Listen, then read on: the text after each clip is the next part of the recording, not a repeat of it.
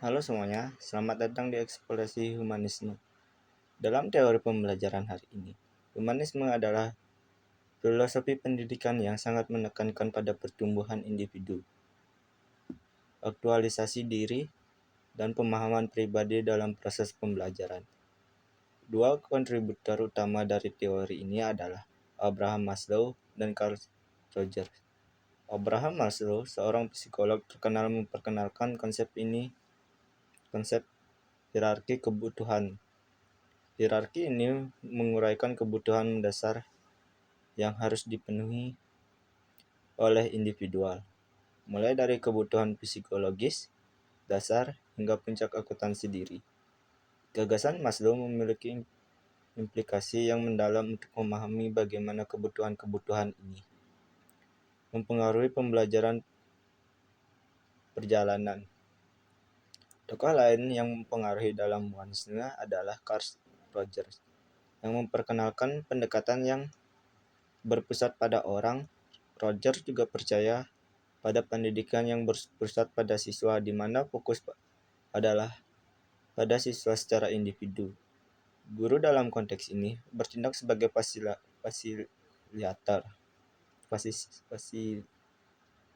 fasilitator, membina, menghubungkan yang positif dengan menciptakan lingkungan yang kondusif untuk pertumbuhan pribadi dan akademik.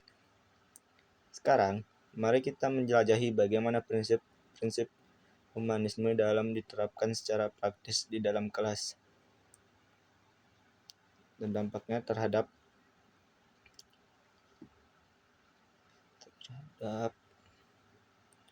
keterlibatan siswa, motivasi dan hasil pembelajaran secara keseluruhan. Salah satu penerapan utama dari prinsip-prinsip humanisme adalah penerapan kegiatan pembelajaran yang berpusat pada siswa. Hal ini melibatkan perancangan pembelajaran yang memungkinkan siswa untuk berpartisipasi aktif, kolaborasi, dan mengambil alih kepemilikan pembelajaran mereka.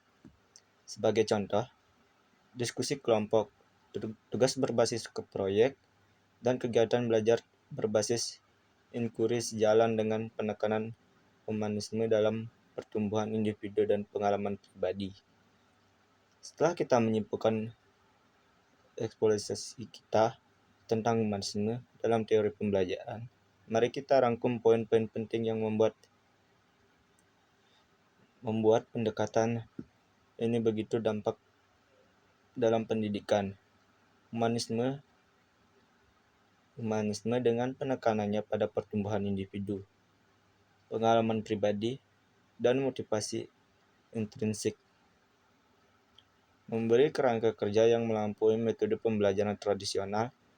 Pentingnya pendekatan humanisme terletak pada kemampuannya untuk menumbuhkan pengalaman belajar yang holistik. Dengan mengakui keunikan bahwa setiap siswa memenuhi kebutuhan mereka yang beragam dan menciptakan lingkungan yang mendukung. Para pendidik tidak hanya dapat memupuk pertumbuhan akademis, tapi juga perkembangan pribadi dan emosional. Dalam merangkul pendekatan humanisme, kami bergerak menuju pengalaman pendidikan yang lebih inklusif, dinamis, dan memperkaya, di mana siswa bukan hanya menerima pengetahuan tetapi juga peserta aktif dalam menjalani perjalanan belajar mereka sendiri. Ketika kami berjuang untuk mendidik holistik,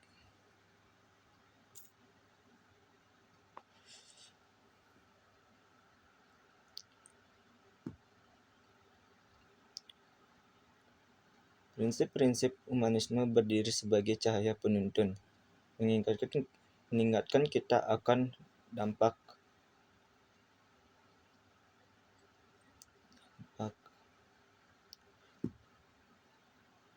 mendalam yang dapat diberikan oleh pengakuan dan penghargaan terhadap individu pertumbuhan pribadi.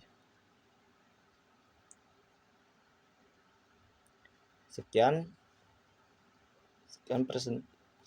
pemahaman yang dapat saya berikan. Terima kasih.